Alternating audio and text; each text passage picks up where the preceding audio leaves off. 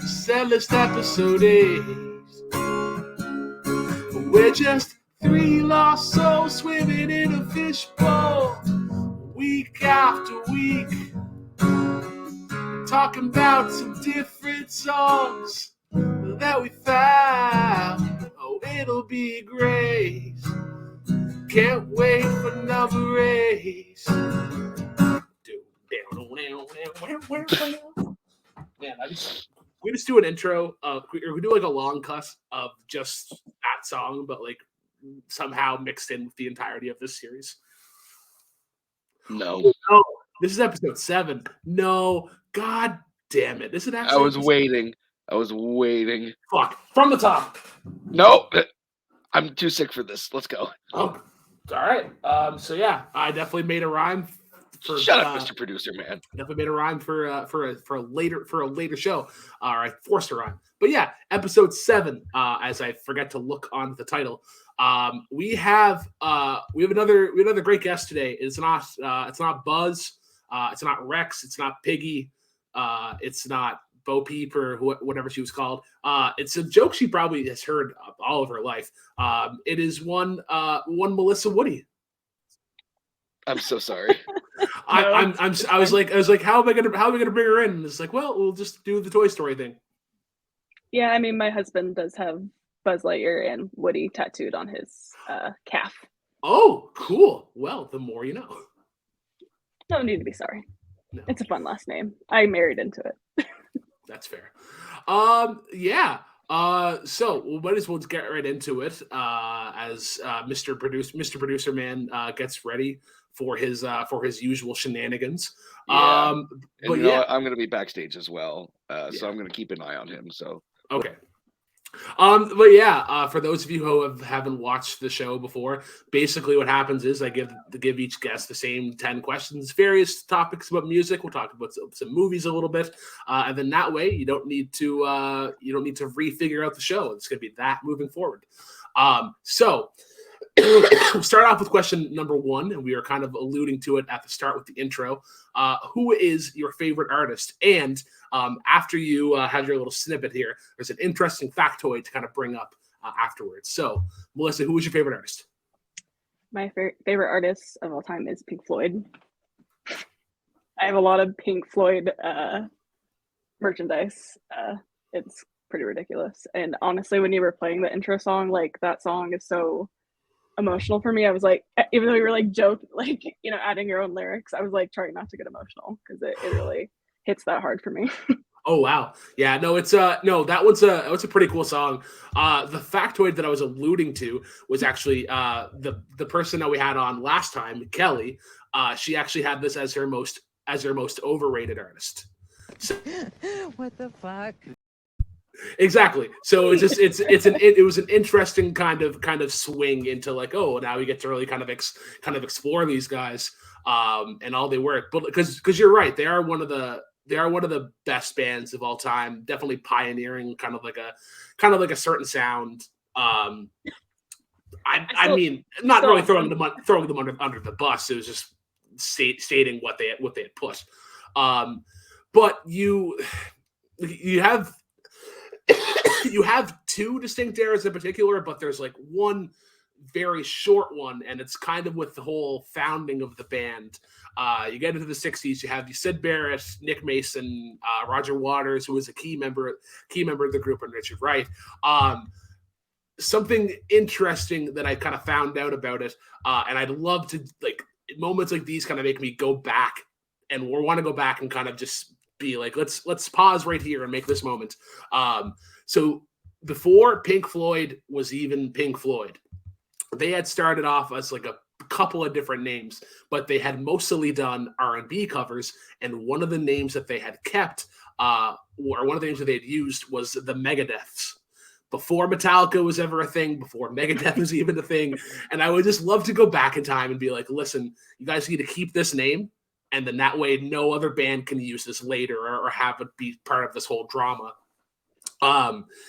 But to listen to their discography and get into definitely defining sounds, like you look at their opening album, The Piper at the Gates of Dawn, and is very reminiscent of the 60s. It's heavy British invasion, like very, it's chuggy, and like that decade and era in particular was very interesting because it was a transition into like we were getting heavier into like into some punk elements. Rock was getting a little bit harder, and obviously with Pink Floyd, we were getting much more experimental. And whole shit, is this album ever experimental? I think there's a song called "Gnome" that is probably the trippiest one of all. But yeah, how do you feel about like the Syd Barrett kind of era? Yeah, I mean, it's definitely not the one I revisit the most by any means, just kind of due to its experimental nature. But it feels like almost like the path of my life too. But like I listened to it a lot like in college, and like late in high school, just because I was just maybe more interested with this type of music at that time. But yeah, it's again not something I typically like listen to. I listen to like other albums of theirs, but it's definitely really interesting to see like the progression of their sound and kind of where the band started from. Yeah. So then it was after that, and obviously like with kind of the whole meaning of psychedelic rock, like you're under the influence. Excuse me. Syd Barrett loved his LSD and loved going on trips, and it got to a point where he was doing more than everybody else. So then the band was like, "Hey, let's introduce this guy, David Gilmour, who's actually a friend of Barrett, and in hopes to kind of get him back on the straight and narrow and create more songs." A couple albums later, and then we get to it's like almost 8 years later, and then we hit the stride of what Pink Floyd is ultimately best at, is concept albums. And they had made this album that was all about life, and that was kind of the recurring theme of it. And it goes on to be one of the most successful albums ever. And now kids get confused by it because whenever it got re-released, and they're like, "What is this Pride shit doing on here?" It's like you don't realize that was on the album itself. I speak, of course, of The Dark Side of the Moon, that had a record is like over 700 something weeks on the Billboard Top 200. But definitely the objective favorite, the Wizard of Oz album. Is that actually true, Melissa? Is that true? I mean, I have watched The Wizard of Oz to it, and there is something to it. But I feel like you could also do it with Alice in Wonderland. You could do it with a lot of different films, and it is a very interesting experience to have it on while watching. It does feel like it's connected somehow. I don't know. It's very trippy. Yeah, and it's weird too because when you think about like Pink Floyd's biggest hits, there's a couple on there. Like you have Money, you have Us and Them, and I'm just trying to find there we are. So you have Breathe. I really like Breathe. The Great Gig in the Sky is interesting. It's really an instrumental with some really nice vocals. But then you have, I forget if it's Brain Damage or if it's Eclipse that has the actual lyric of the album, like "I'll see you on the dark side of the moon." Brain Damage, yeah. Brain Damage is pretty cool. And then we've talked about Money, like on the previous show, or like on 500 Stones. It's on the list, and it's just incredible. Like the whole usage of 7/4, and then all the quirky kind of sounds in it. But what's your favorite track on the album? I mean, that's like so hard for me because to me, this is one of those perfect albums that I love listening to from start to finish. I think that's a big reason why Pink Floyd's one of my favorite artists, because they have some of my favorite albums, and I really like an artist where I actually can enjoy the entire album. I feel like in modern music, or like my experience recently, it feels like I kind of just like one-off songs or one-off things versus like I like the entire album. But if I had to answer, I'd probably say Time. And something that I would talk about, because kind of my love of Pink Floyd definitely comes from my dad, and that's why it's maybe has even a more emotional power now that he's passed away. But something that we talked about with that specific song is kind of that beginning intro with the clocks. He had this whole theory in his mind that like he kind of imagined like a Western like standoff scene with that whole like instrumental opening. So every time I listen to it, I just kind of imagine like two guys kind of facing off. Cool. I don't know. Nice. Yeah. So then they kind of could keep this. Excuse me. They kind of keep this train of the heavy concept albums. Syd Barrett would kind of come in and out. Roger Waters was kind of on the rocks. There was a bit of a bash between him and David Gilmour. But then you get to Wish You Were Here, which is what Gilmour and Waters say was their favorite album to make. Obviously, it had the big hit, Wish You Were Here. Then you have Animals, and weirdly enough, you get to The Wall. But what I mean when I say it's weird is that this album was supposedly rushed out, and it was kind of made under this animosity. The after Animals, there had begun the kind of infighting, and there had been a moment. There was actually at a show in Montreal where I guess a fan had gotten mad at Roger Waters for not playing an encore. And Roger Waters spits in their face, and then it's like, well, let's write some songs about kind of like the burnout, I guess, and all this stuff. And then they make a double album called The Wall, and I love The Wall, but also fuck The Wall, because I had to debate. Yeah, I had to debate this against Boatman one time. Best album of the '70s. I picked the correct answer, Rumors, and I lost to The Wall. And okay. I kind of understand, because like The Wall's a pretty cool concept album. There's a lot of filler, but the filler makes sense. Mm-hmm. Yeah. What are your thoughts on The Wall? The Wall is something that's like extremely personal and like important to me. I used to listen to this album specifically my sophomore year of high school, literally every day, because I was just going through a very tough time with like my mental health and like very depressed, and this is something that like really helped me through that time, and I adore the film. I know it's like fucking crazy. But, I haven't seen the film yet. But just it's Jesus Christ. Like if you think this is intense, the film like intensifies it even more, I feel like, with the visuals. But no, I absolutely love this album. It's a lot angrier compared to some of their other albums, for sure. But I think, and that's another thing too that I love about Pink Floyd, is like, okay, which mood am I in? If I'm angry, I'm gonna listen to The Wall. Yeah. Hey You would be kind of the more angrier ones. What are some? The show must go on. Kind of has that same thing. Run Like Hell, I would say, is the song that you would not guess is Pink Floyd. It's very much, it doesn't lean into the psychedelic vibes, I guess, as many others would think. Sure. It's a good running song. Yeah. Yeah, it is. It's an incredible song. But yeah, then we get into the 80s. And then we get into like a momentary lapse of reason. That was they had done some like compilation albums. I think Works was also the 80s, because there had been a lot of songs that Syd Barrett had kind of started but not really finished. We're like, well, let's take some of these and kind of carry that sound and like make some new ones. But then we get into the 90s, and this is really where David Gilmour tries to take, or not really tries, he succeeds on kind of taking over for the band.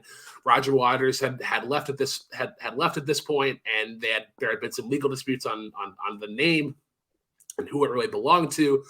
And then we get into I think one of the more iconic album covers, but not necessarily one of their better albums. I'm talking, of course, of 1994's The Division Bell.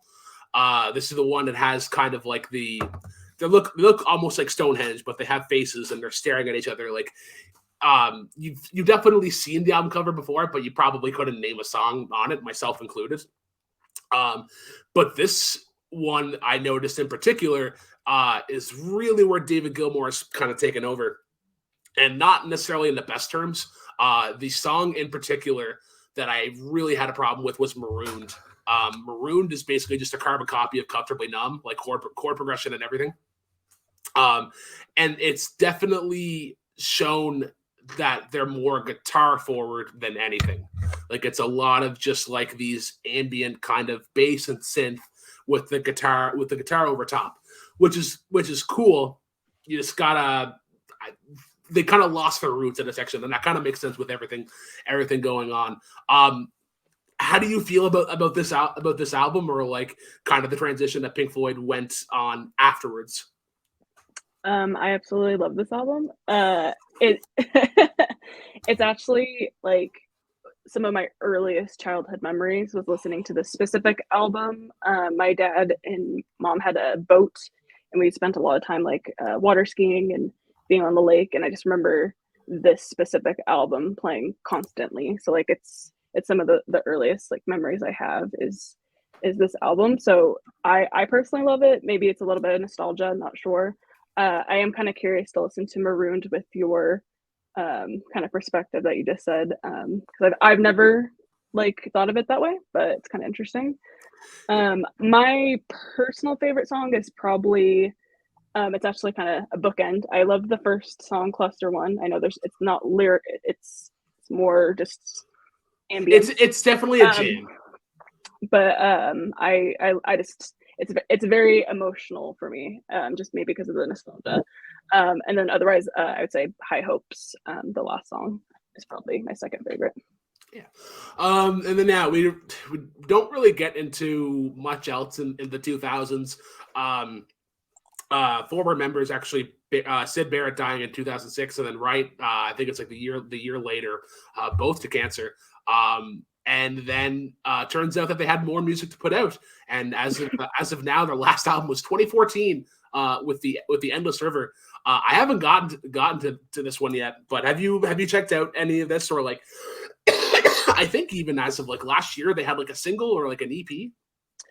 Yeah, I'm sure I've heard some of it, to be honest, but yeah, it's not one I frequent. Like I would say the three, or I'd say the four albums I frequent most are Dark Side of the Moon, The Wall, Division Bell, and Wish You Were Here.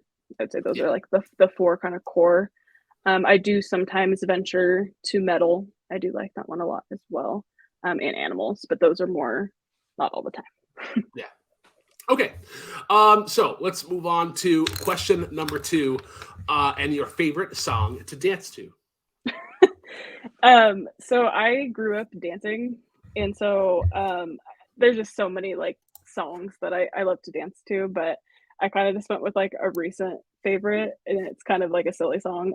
It's the Savage remix featuring Beyonce by Meg Thee Stallion. Yeah, I don't know, it's kind of silly. It's not like a good song by any means, but like sometimes I don't know, just something like dance songs don't necessarily have to be good. No, if as a child of the 90s, I've realized that a lot of dance songs are just like it's a beat and then some words. But sorry, go on.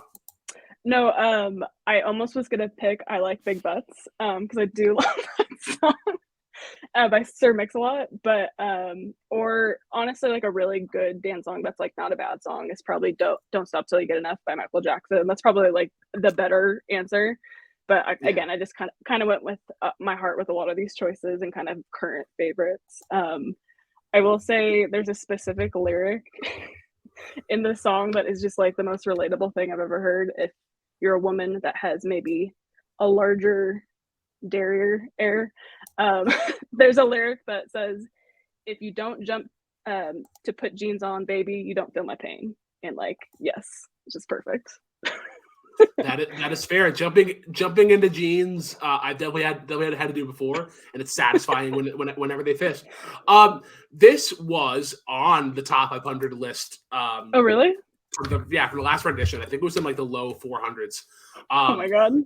I probably have the same reaction as you. Definitely not like a 500 greatest of all time songs, but it's cool. It has a pop, it has a lock. Like this is like the I like the chorus, and like there is definitely kind of like pop and lock feel to it. But yeah, it's like it's a fun time. I don't have that same kind of emotional connection to it, but I definitely understand. It's not really emotional, it's more visceral. I just want to dance. That's fair. Okay, let's go on to question number 3. Speaking of the list, your favorite song on the current top 500. Yeah, I had a lot of because I had like looked through the entire list and I had several honorable mentions, which I don't know if you need to really go through all that because there's a lot. But the one I ended up on was Landslide by Fleetwood Mac. I know you had said the best album of the 1970s is Rumors, from the debate that you did, and it's definitely one of my favorite albums as well. This song is, I mean, it's very vulnerable and personal anyways, just like with the lyrics. And it's very beautiful, but it's even like more personal to me because at my wedding, I danced with my sister to this song in memory of my dad. So there's not a dry house in the. I mean, that's very understandable. It was very emotional, but so like it hits even harder now for that reason. This unfortunately is actually not from Rumors, but I always consider it to be an honorary. I almost consider it an honorary song on Rumors because it should be and should be on that list. But yeah. The guitar work in it is really cool. Stevie Nicks as a vocalist, like you're gonna get me every time. Just her soft, subtle approach that she takes to it. And the like some of the lyrics that she has in it, it's like the opening lyrics that kind of get you. It's like took my love and I took it down. And there is the kind of the tension and the resolve that comes in the chorus, and where it kind of like it plays the third chord or whatever, and then it transitions back into the note, but it fits in with the song because she kind of fits in as like, well, I've been afraid of changing because I built my life around you, and it's just like that. It's that reflective kind of look into admitting it's like, well, I like something needs to happen, or like the landslide will bring me down. It's the full circleness of a song. Anything Fleetwood Mac, you're gonna get me on. You could have picked anything from here, and I'd be like, yeah, this is an excellent choice.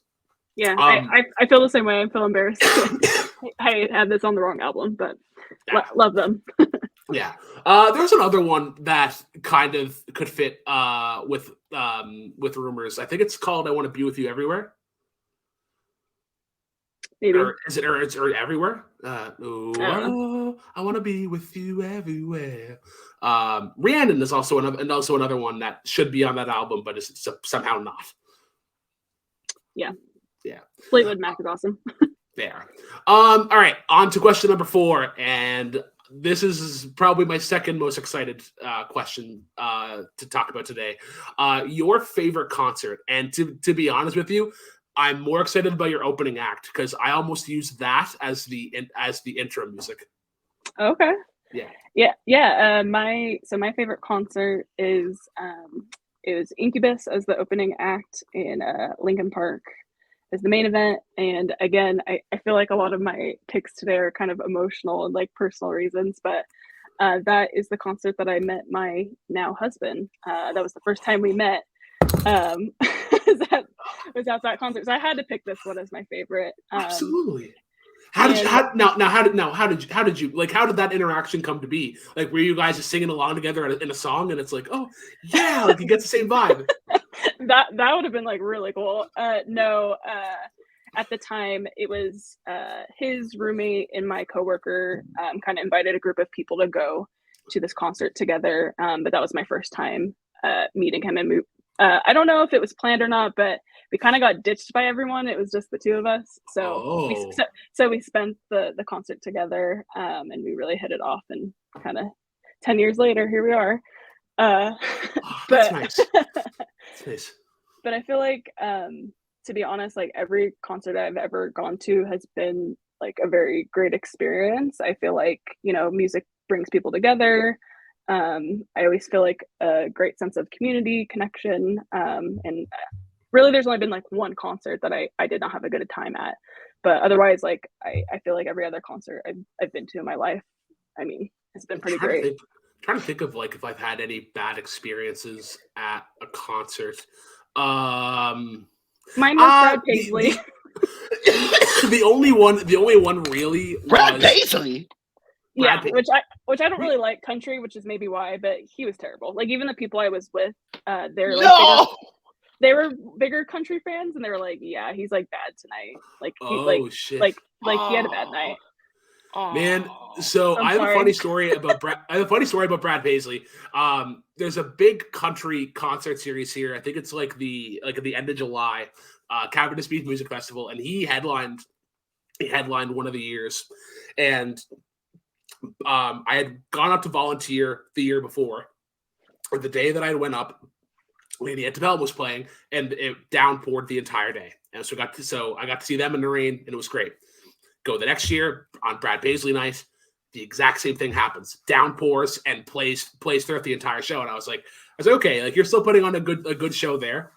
But yeah, I haven't had an instance where anybody was playing bad. The only time really was there was this band called Gob.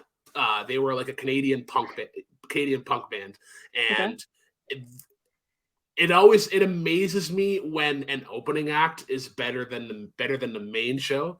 Like there had been this gypsy punk band that played before them called Boyd's, and I enjoyed them much more seeing them than seeing Gob. I think like for the second time in like maybe 2 years. But to get back to Incubus and Linkin Park, Incubus is crazy because nobody talks about Incubus anymore. They'll like Drive is the only song that people really remember, and kind of fitting how they went hand in hand because I feel like they were at the time that they were the biggest pop acts to really add in like a DJ table and to kind of have like the scratchy kind of sounds. And now I have to ask, so you said this is about 10 years ago? Yeah, because we just celebrated our 10-year anniversary in December. So this is So this is after like Linkin Park had kind of like done the whole Transformers thing, and like they had done like the New Divide, I guess, and others kind of from that era. Yeah, I mean, I haven't had the pleasure to watch any Transformer movies yet, so but Good. I am aware of the gifs and the memes and whatever. But yeah, I will say kind of it's funny that you were saying that like potentially the opening act was better, and I would say maybe Incubus was actually better than Linkin Park here. I will say you could just tell Chester has screamed a lot in his career, and he did kind of struggle with some of the songs. It's at like the concert, yeah, it's like watching Geddy Lee now, and him trying to do like Fly By Night or like Tom Sawyer, and he just struggles to try to get to that voice because like it takes a toll on you after a while. Or like watching anybody try to do a cover of the Black Parade, they always struggle with the last 30 seconds because that's when you need all of that energy. But we move on to question number 5, and Melissa, what's your favorite music video? And I'm kind of curious. I was curious what you got to say. Yeah, I mean, music videos like as an art form is one of my favorite things ever. So this was like very difficult. This almost felt like choosing my favorite movie, to be honest. But I kind of just went with one that I think is one of the best, which is Human Behavior by Bjork. You're damn right it is. Thank you. This is kind of a trip, but go on. So when it comes to music videos, you know what I like? I like a little bit of weird. I like some cool visuals, maybe a cool dance number. There's not really a dance number here, but the weird is very weird, and I love it. It's directed by the great what is his name? Michel Gondry. You might Oh yeah, know the him. guy who did like Eternal Sunshine and stuff. Yes, which you could probably see some of, That makes sense now. That makes a lot of sense. some connective tissue. I kind of interpret this video as it's almost like a loose retelling of like Goldilocks and the Three Bears, but there's only really one bear that you see in the video. And it probably has some commentary about, the relationship between humans and animals. I'm sure you could like really dissect this, and we could probably talk about it for a long time. But I think the visuals are really awesome. It's kind of a mix of like some animation, maybe some practical effects, and I think her vocals in this are so incredible. She's one of the best like screaming, singing kind of vocalists out there, in my opinion. Yeah. I will agree that her voice is definitely is the best part. She's kind of been able to stand out, and it's tried and true of her upbringing and whatnot. But you're right, in like all the kind of different aspects of the video, like the stop motion with like the moth or the bug or whatever it is. The bear throughout the whole thing. Melissa, what is it with you and bears as subplots for things? Like I feel like that's a thing. Like, does that immediately kind of go up on your list? I don't know, but I'm very excited for this year because I was telling somebody that 2023 is the year of the bear in horror. We got Cocaine Bear coming out and Winnie the Pooh, Blood and Honey. Oh, so I guess I do like bears. I don't know. Okay, but yeah, it's a trip. I guess we'll say it kind of takes you all over the place. When they end up on the moon is kind of interesting, and they're like they're putting in a flag, but it looks like it's for Soviet Union or something or whatnot. But then it's just it's wonderfully dated. And I mean that in terms of the effects, because now or like then how they were doing it, like it was definitely like the picture in style, like where they take out like the circle or whatever, and it's like now that'd be looked at as like, well, that has to be trimmed down more, that has to look more smooth. And I kind of like the roughness and the kind of the age and the aginess and that has kind of preserved. But yeah, this is definitely one to check out, and I would definitely understand if it's not your cup of tea. It's definitely an acquired taste. Oh, totally. Yeah. But for me, the weirder the music video, I probably will like it. Yeah. Okay, on to question number 6. Your favorite musical. And I think this is Andrew, correct me if I'm wrong, I think this is the first animated choice for this question.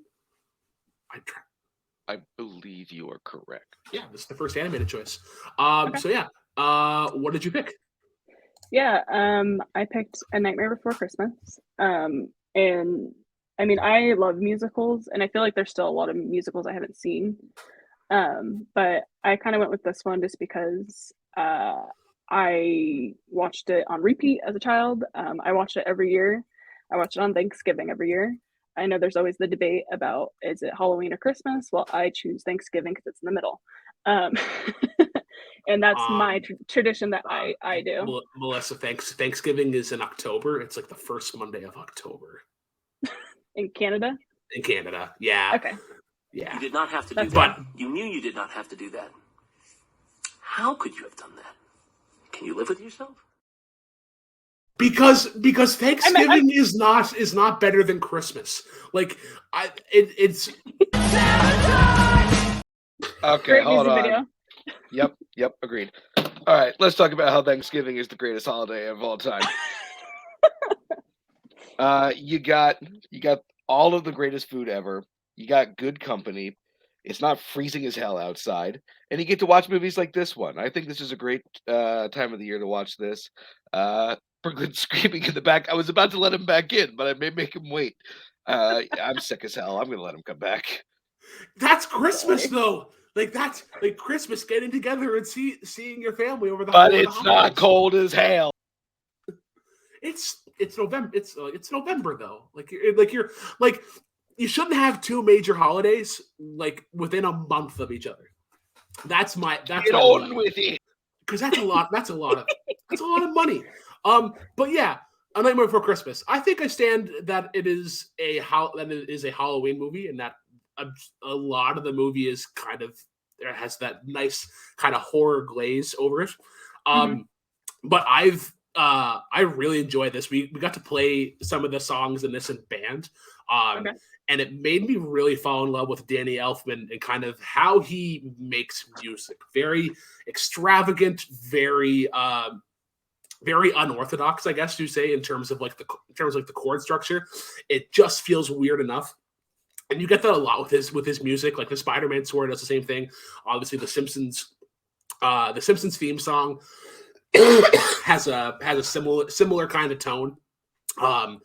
But I remember specifically in like This Is Halloween, and you kind of have this like fee-fi-fo with like and for us it was like the low brass, and I think in the movie it'd be the kids like the la la la la la. But my favorite part in that song is when you get to the mayor and it's like in this town, but in the band it'd be the trombone, and he'd just be ripping. He'd be ripping that entire time. But then you have more like meme kind of songs. Like What's This definitely turned into a meme. Oogie Boogie song isn't really a meme, but Oogie Boogie himself is kind of a meme. Yeah. So do you know how he wrote the music for this movie? No, I do not. So it's pretty interesting. So Tim Burton would come to him and just show him a drawing of like a scene, and he would kind of talk him through like, okay, this is kind of what I'm thinking. And then he'd be like, okay, be right back. And then he would go write the song. And then they just did that on repeat, which I think is like really a cool creative process. And I think it really worked out. So that worked, and then like, and it makes sense too, given how much time they would have had for the movie, and like how much like this, because this would have taken minimally like 3 or 4 years to do stop motion. So they're yeah, I mean, I know like this movie took a long time to make because I'm pretty sure it was kind of in the time period, if I'm remembering right, when he was filming Batman '89.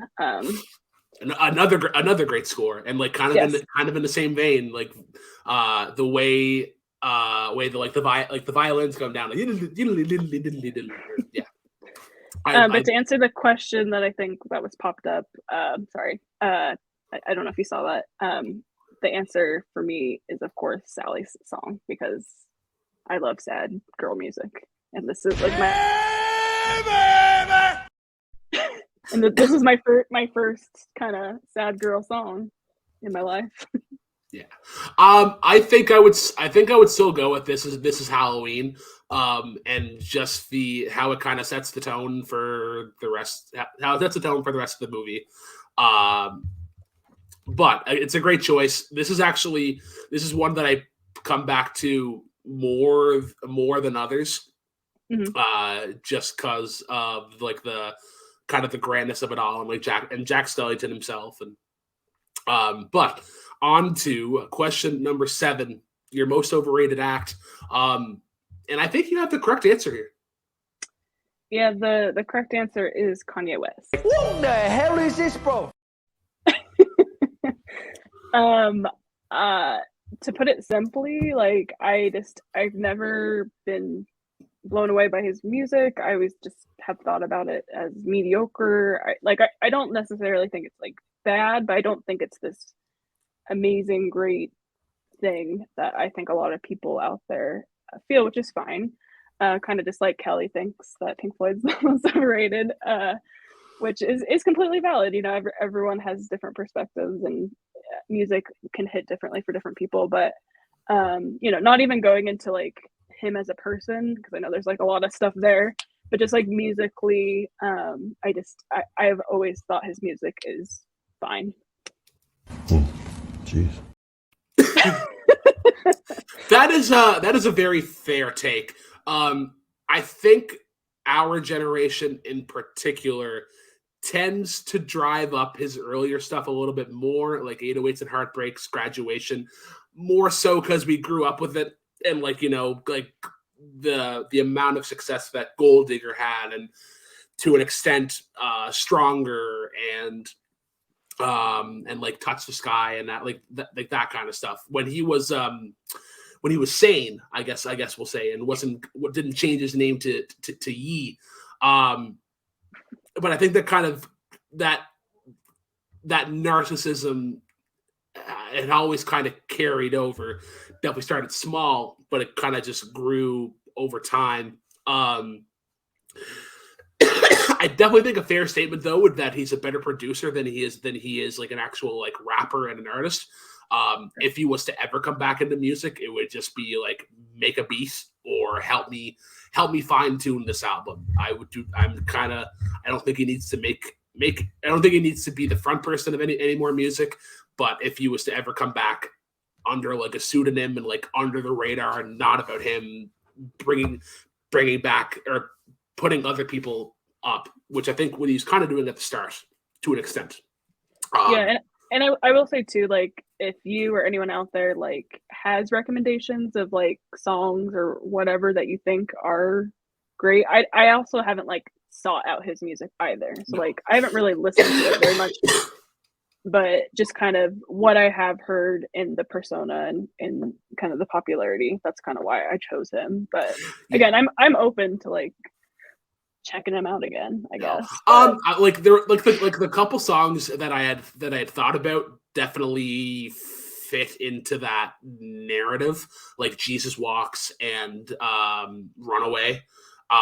They definitely have that, for lack of a better term, a douchey kind of glaze to them. Okay. Where like Runaway in particular. Bruh. Runaway literally has the line, "Let's have a toast to the douchebags." Yeah, I mean you're right. Okay, let's get on to question number 8. We alluded to it in my incorrectly numbered intro. Favorite score. Yeah, I had so many like honorable mentions for this one, which I will say, just talking about Danny Elfman, I will kind of give him a shout out, I guess, real quick. Honorable mention was Ice Dance by Danny Elfman from Edward Scissorhands. I absolutely love that score. Anyways, and there's several other ones, but the score that I chose for this episode was Fire Temple by Bobby Krillick ? I don't know how to really pronounce that. He also goes by the name Haxon Cloak is like, I guess, his like stage name. But that is what I chose. I feel like when it comes to scores, that's what helps kind of support a film's narrative. And I feel like this is like a perfect example of that. I also feel like the music in Midsommar, if they didn't have this music, I feel like the film wouldn't work as well as it does, in my opinion. I feel like it really adds to the scenes. So this is kind of the pivotal scene of the film, and I feel like there's a nice build. It kind of starts very almost like melodic, kind of pensive in tone, and then it just kind of builds up from there. Is this the is this the end scene, or is this like correct. Towards? It's like kind of like to. Oh yeah, it is the end scene. Okay, I just wanted to. Yes. I wanted to make sure because like I'll get into it later. But sorry, go on. No, you're fine. I was really just gonna say like it kind of builds, and I guess spoilers for Midsommar probably for the next few minutes. I don't know, but just like as kind of the building this like sacred temple that they're sacrificing 9 people in, as it kind of like gets on fire, like the music kind of is connected, it changes, it increases in kind of the tone, and the violins get kind of violent, I guess. I don't know how to describe it. I'm not as good as describing music as you, but like just I love the kind of the buildup of this song. And I also kind of just wanted to talk about it because I feel like probably like another score I was gonna maybe choose was the flying theme for John Williams from E.T. But I kind of wanted to choose something a little bit outside of the box and kind of something more that I had listened to recently. So when you had submitted your list, and I saw this choice, because I didn't recognize what movie it was from, and then I saw the movie and I was like, oh, I gotta watch this, because I had heard from people that it was an incredible horror movie, and I'm usually a scaredy cat. But this movie's fucking awesome. It's unreal. I had a pleasant time with it. I agree that the score works well. In a couple of on top of the ending scene here, but also I really enjoyed it. I think it was in between. It's like, sorry, heavy spoilers for the movie if it hasn't already, because we're gonna get into it. Whenever the two older people die, and there's that transition period there, and then there's some heavy synth in there, and I think it kind of fits the overall vibe. But also, the one that got me right away was the carbon monoxide thing. And whenever they cut to the car and they use the horn as part of the score to kind of transition you in, and it sets up the kind of doom and gloom of it all. But getting back to the fire temple, I completely agree with you in that it helps with the scenes in it, and then especially like whenever the temple's burning down and you go to all the people and you have Christian and you have Mark. Mark's death is probably my favorite of all the deaths. Will Coulter is really good at playing a fucking douche. Yeah. It's come up and I'm so happy with it. But even like listen to the score on its own, you get to certain parts, like you mentioned with the strings, and it's like, oh well, this is when they go back to the two people from Herrick that offer themselves up to sacrifice, and you remember like they're still alive, and you definitely hear them screaming. Yeah. But even just talk about Midsommar, the whole theme of it and how accepting the group is of death, and just how it's like it's a cycle, like where these things are going to happen. So why not just embrace it as opposed to kind of having it be this baggage.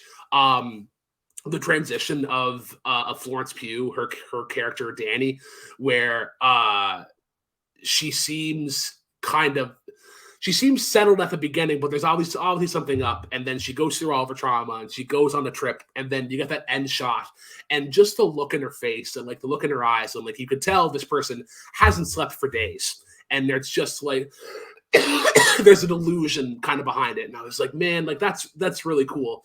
And everything in the movie seems to an extent justified, not necessarily like the thing that had to happen, but it's like, oh, I can understand why these things happened. Yeah, I'm still kind of flabbergasted, and I'm to the point where it's like, how hard is it to find the director's cut, and is it worth checking out?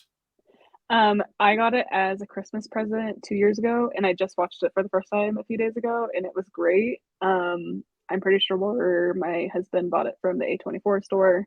It does add about 30 minutes more to the film. I really enjoyed it. I wasn't sure. I really like both versions of the film. I think the director's cut does add a little bit more to maybe some of the conversations. Like, I almost want to watch the theatrical cut now, because like some scenes in that cut kind of make more sense now from the director's cut, just kind of the added dialogue in the movie. Also, fun fact, Ari Aster was listening to Bobby Krlik's music, which, to be honest, I'm not really familiar with his work, and this is really the only thing that I am aware of, but I know he has done other things. But I guess he was listening to his music while writing Midsommar, so then when it came time to choose a composer, that's how he chose him. That makes sense. Cool. That makes sense too. the interesting thing too, kind of about the score, is how they kind of integrate like the crying and the kind of and the wails of it, because like in the movie as well, there's a lot of unison, and how especially how the group acts, like whenever somebody dies, they a child is born, they just take on that name. So I feel like everybody kind of has a role. But like when you get to the not the orgy scene, but like that whole thing, which is like it's whatever. It's incredible. It's so hilarious. It is. Like, I forget the name. I don't know the name of the actor that plays Christian, but he does a very good, like, just dumb stoned face. Or like the amount of times that people had to be like, all right, well, you're having a bad trip right now. And they're like, all right, I know exactly what to do. Also, another favorite part of this movie. It is trippy. There's some psychedelic elements to it. And it kind of sets the vibe for everything, and kind of keeps you on guard in a sense. Andrew, have you watched this movie at all? Do you like it? Are you an A24 fan? What the f you want? Oh, okay, all right. No. Actually, yeah, I love this movie. It's great. It's 4.5 out of 5 stars for me. I'm also part Swedish. So this movie hits in a different way because of that. So yeah, no, it's a great movie. Well, if anything from this episode, I'm just so happy that you have now watched it and you guys both love it. That makes me happy. Yeah, I like it's to the point now where I kind of want to check out Hereditary. But even Please knowing, do. Yeah, okay. I watched it twice in one day, but I'm also crazy. Huh. Okay. The first time I saw it, I was like, I gotta watch it again. Huh. So I did. I've come pretty close to that. This is definitely one of them, and the other one was Fight Club. Fight Club was weird. It was one that's like I want to watch again. But I'm great choice. Thank you for making me watch this movie. Of course. On to question number 9, and I think this is a first for this question. Your favorite soundtrack, but you did not pick a movie soundtrack. What did you end up picking?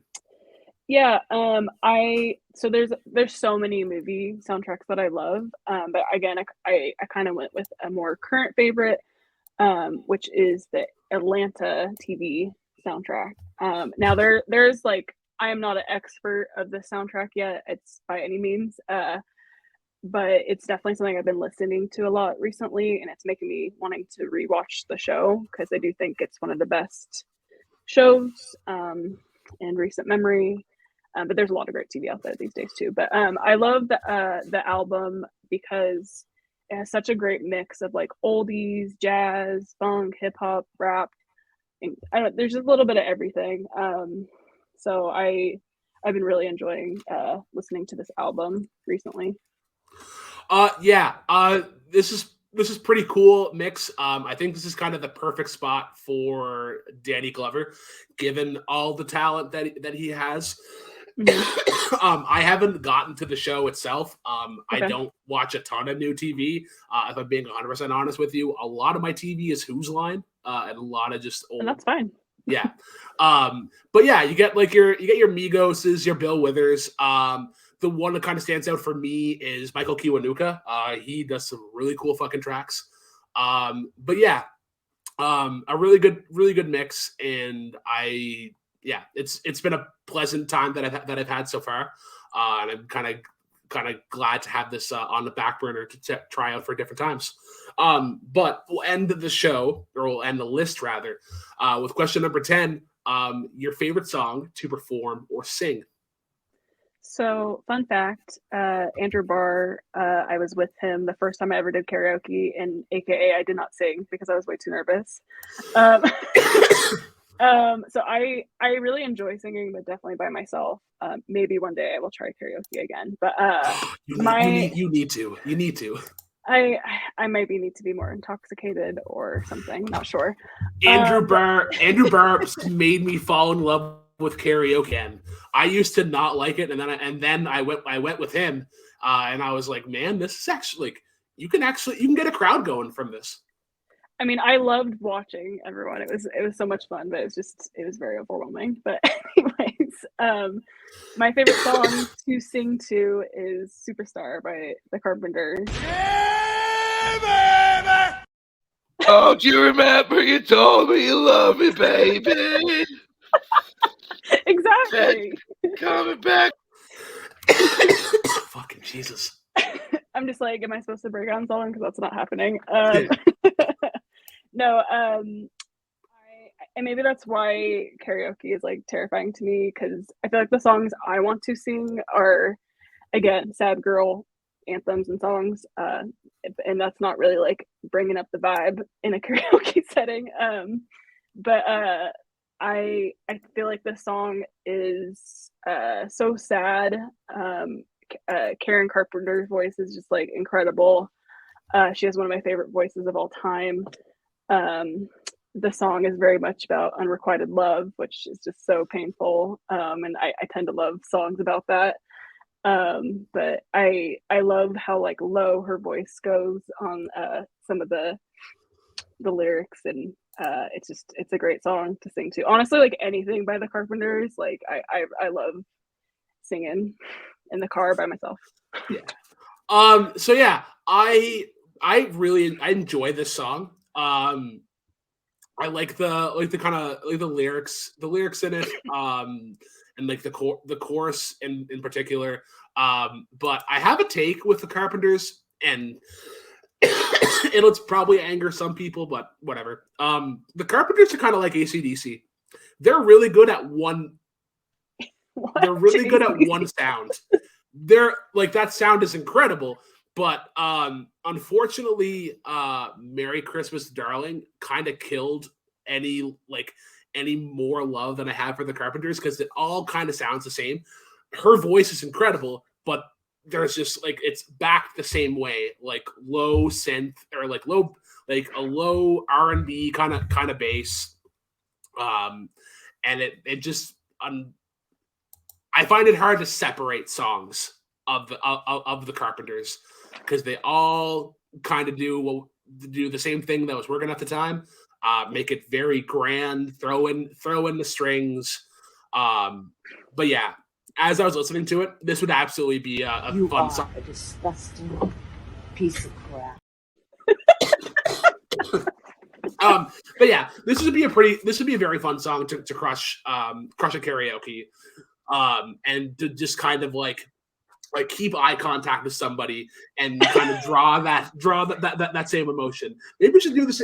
Maybe next time I meet up with Andrew, I'll do this song, but I'll just look at him in the eyes, kind of hold it. Please video that and send it to me. Yeah. But that is gonna end the show.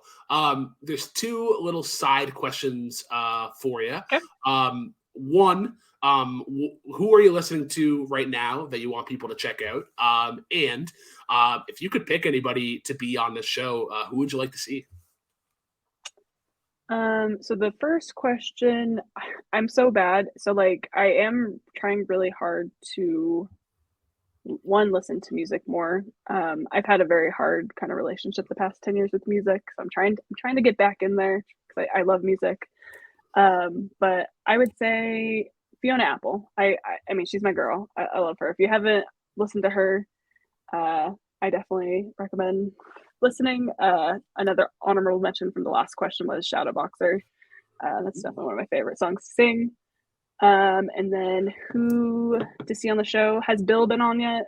Bill hasn't been on yet, but he'll be on at some point. That's who I'd love to see.